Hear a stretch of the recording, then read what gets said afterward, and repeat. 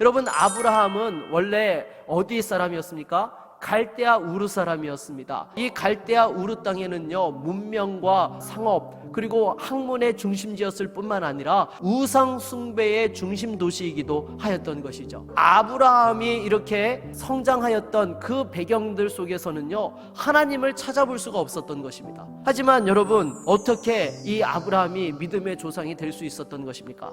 바로 하나님께서 갈대아 우르를 떠나서 하란을 거쳐서 머나먼 서쪽 변방지역 가나안 땅까지 부르셨을 때에 하나님께서 부르심에 아브라함이 믿음으로 순종하였기 때문인 것입니다. 그렇다면 여러분, 이 아브라함의 후손이라고 한다면 아브라함이 어떤 믿음을 가지고 있었는지를 우리가 좀 살펴봐야 될 것입니다. 먼저 첫 번째로, 믿음은 바랄 수 없는 중에도 바라는 것이 바로 믿음입니다.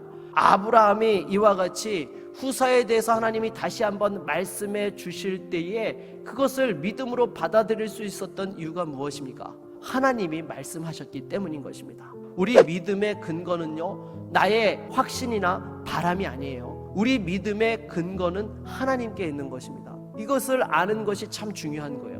왜냐하면 여러분, 세상 사람들은 믿음이라고 하면 덮어놓고 믿는 것이 믿음이라고 그렇게 생각을 합니다. 아니요, 여러분, 우리 믿음은요, 분명한 근거가 있어요. 하나님께서 우리 믿음의 근거가 된다는 거예요. 여러분, 하나님은 어떤 분이십니까?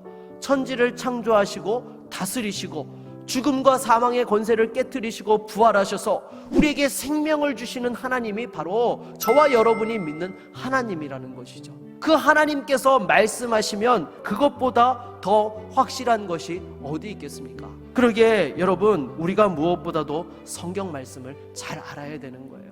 말씀을 잘 알 때만이 하나님이 어떤 분이신지를 우리가 분명하게 알고 그 하나님이 말씀하실 때에 반응할 수 있고 하나님이 말씀하신 것에 대해서 우리가 확신하고 담대하게 나아갈 수 있기 때문인 것입니다. 우리가 이와 같이 믿음으로 나아갈 때에 한 가지 더 생각해 볼 것이 있습니다.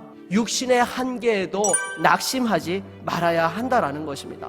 당장에 아브라함도 보십시오. 100세나 되었습니다. 게다가 사라도 이미 폐경이 되었습니다. 이런 한계에서도 아브라함은요, 하나님이 이삭을 주신다는 것에 대해서 조금도 의심하지 않았어요. 우리가 살아가다 보면 하나님 앞에서 갈등할 때가 있어요. 하나님께서 내가 생각한 대로 끌고 가지 아니하시고 내가 원치 않는 환경과 상황이 나에게 밀려오는 상황에 직면하게 됐을 때에 우리가 갈등하고 넘어지는 일들이 발생한다는 것입니다.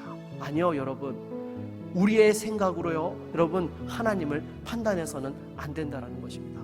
어떤 상황들 속에서도 환경과 상황에 흔들리지 마십시오.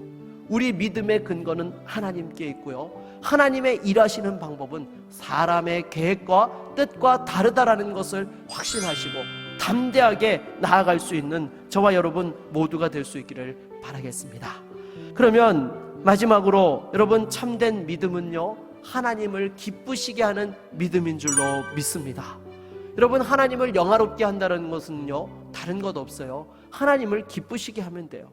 히브리서 11장 6절에도 보게 되면 믿음이 없이는 하나님을 기쁘시게 하지 못하나니 라고 말씀을 하고 있습니다. 내 생명을 드린다고 해서 하나님이 영화로워지십니까? 하나님 자체가 너무나 영화로우시기 때문에 우리가 무엇을 한다 한들 죄성을 가지고 있는 인간이 하나님을 영화롭게 할 수 없습니다. 딱 한 가지 방법이 뭐예요? 하나님을 기쁘시게 하는 것이죠. 믿음으로써 하나님을 기쁘시게 하면 그것으로 하나님이 영광을 받으시고 또한 우리 가운데 하나님의 은혜와 축복들을 허락해 주신다라는 것입니다. 사랑하는 여러분, 올 한 해 무엇보다도 여러분들이 믿음으로 도전해야 될 영역들이 있습니까? 여러분의 가정과 또 직장에서, 학업 가운데에서 우리가 믿음으로 도전해야 될 부분들이 있다라고 한다면요, 다시 한번 믿음으로 하나님을 기쁘시게 할 수 있기를 바라겠습니다. 그리고 여러분, 이 믿음은요, 결코 자기의 확신이나 신념이 아닙니다. 하나님의 말씀에 근거하여서 하나님께서 우리와 함께 하심을 확신하면서 나아가는 것이 우리의 믿음인 거예요. 우리가 하나님 앞에 믿음으로 나아갈 때요, 이미 하나님께서 복을 예비해 놓으셨다라는 것이죠. 그래서 우리가 믿음으로 나아가면 예비해 놓으신 복이 누구께 돼요?